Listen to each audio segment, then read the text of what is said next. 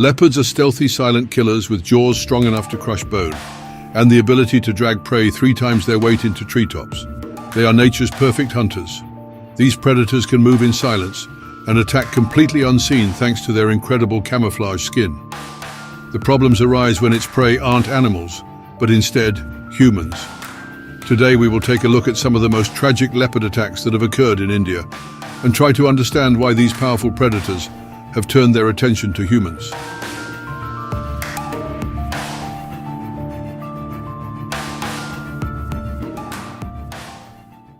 Una Forest in Maharashtra, India, is at the center of a growing nightmare.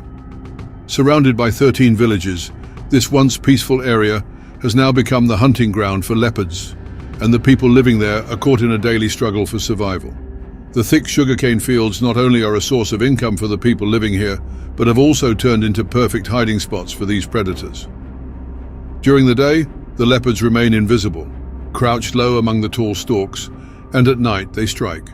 Farmers and workers who rely on these fields for their livelihood now live in constant fear. But what's truly alarming is the shift in their behavior. Leopards, which normally are shy and nocturnal, are now venturing into villages in broad daylight. For families living here, every trip to the fields feels like walking into a trap. Life in these villages has always been outside the house. Children play in open spaces, farmers work long hours in the fields, and people gather under trees to chat. But now that carefree routine is clouded by fear. Every rustle in the sugarcane feels like a warning. Entire villages are on edge, watching their surroundings with anxious eyes. And their fear is valid because there have been multiple fatal leopard attacks in the span of just a few days.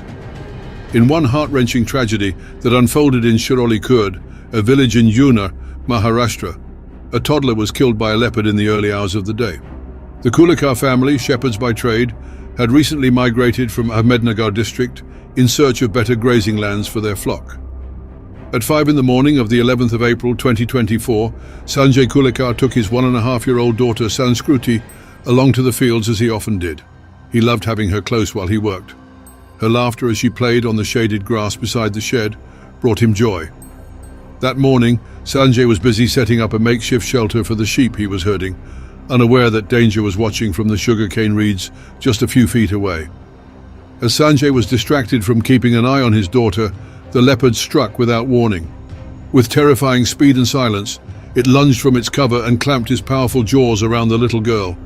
Sanskruti's cries pierced the air for just a moment before the predator dragged her into the dense vegetation. Sanjay turned to find the spot where his daughter had been playing, now empty. Panic gripped his chest and he screamed her name and ran toward the rustling sugarcane, but it was already too late.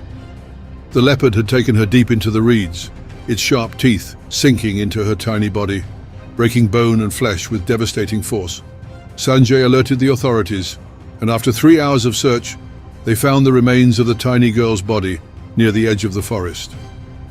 Nearly a month after Sanskruti Kulekar's tragic death, another terrifying attack occurred in the same region of Juna. A woman in her 30s, working on a sugarcane plantation, came face to face with the predator, presumably the same leopard responsible for the earlier attack. The beast struck from the tall reeds, launching itself at her with overwhelming force. It clamped its powerful jaws around her arm, dragging her as she screamed in terror. In an act of sheer desperation and bravery, the woman fought back. With her free hand, she gripped the leopard's skin and yanked as hard as she could, pulling out a chunk of fur and flesh.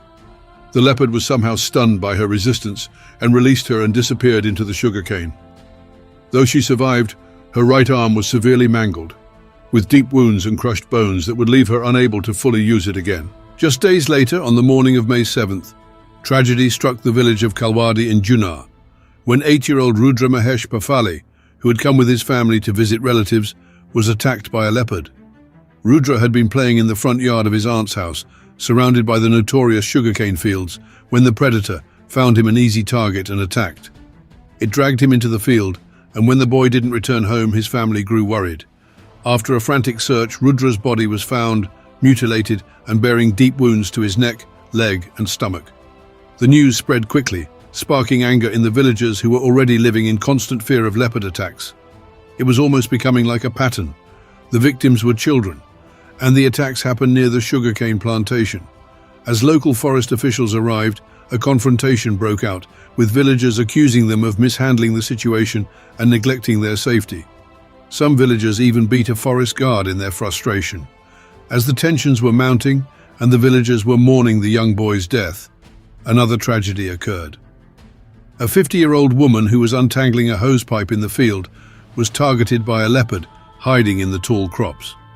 Poor woman was in a hunched-over position, had her back to the crops, and it was perfect for the predator to grab its prey from behind.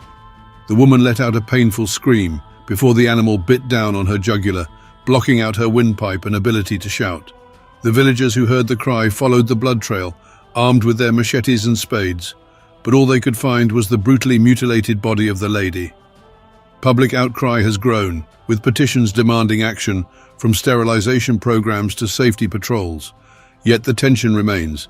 If the authorities can't curb the threat, the villagers will have to make the extreme choice and finish the animal by taking matters in their own hands. In response to the escalating leopard attacks, forest authorities have implemented several measures to ensure public safety. A curfew has been imposed in affected areas to restrict movement during peak leopard activity hours. They have set up 20 night vision cameras to monitor and capture the leopards and stationed 50 guards to patrol the region. The villagers have been provided with firecrackers to deter the animals whenever they need to go out in the open.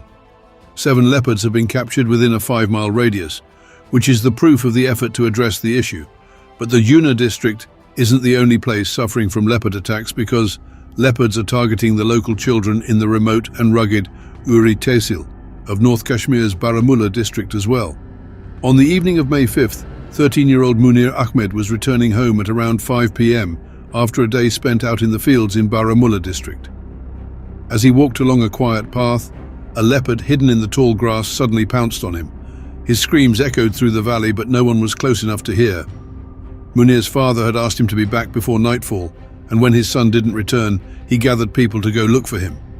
By the time his family reached the scene, they found Munir's lifeless body, his neck and limbs savagely torn apart.